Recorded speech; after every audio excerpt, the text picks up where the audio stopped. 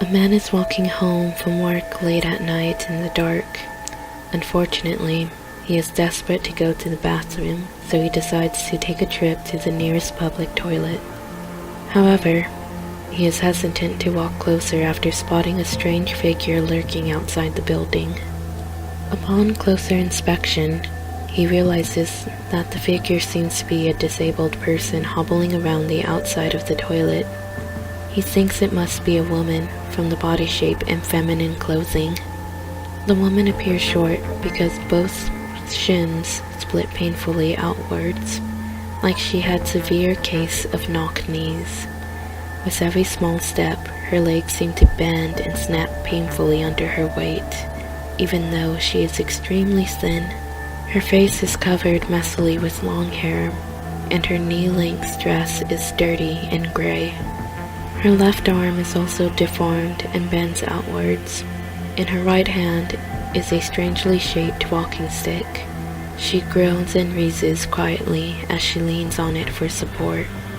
The man is both concerned and frightened at the strange sight, so he hides behind a tree. After taking some time to calm down, he becomes angry at himself. Firstly, for being such a coward, and secondly, for being terrified of someone so unfortunate. It's not her fault for being disabled, and he should probably just take pity on her and mind his own business like any other ordinary person would.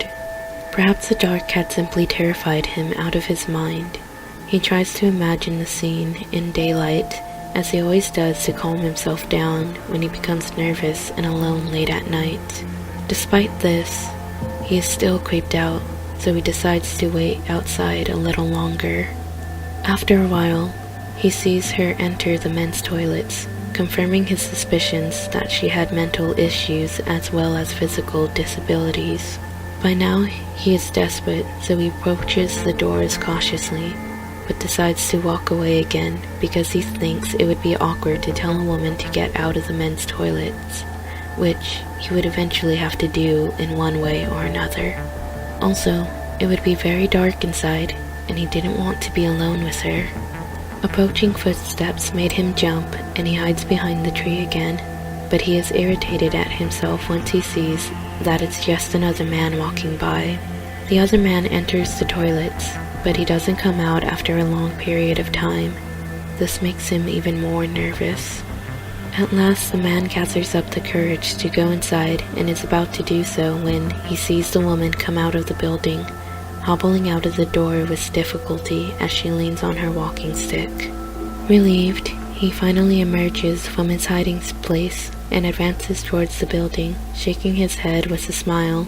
It was just a quick wave of anxiety, that was all. After the woman catches sight of him, she starts to hobble slowly towards him. He ignores her, but when she starts to limp towards him at a frightening pace, he stops in confusion. She is groaning loudly with a hint of a chuckle, and her breathing is now a mixture of panting and growling. At first, he thinks that she is coming towards him for help, or because she was in pain. Suddenly, he catches sight of something which immediately makes him turn and run for his life. In her right hand is not a walking stick, but an axe, still dripping with blood.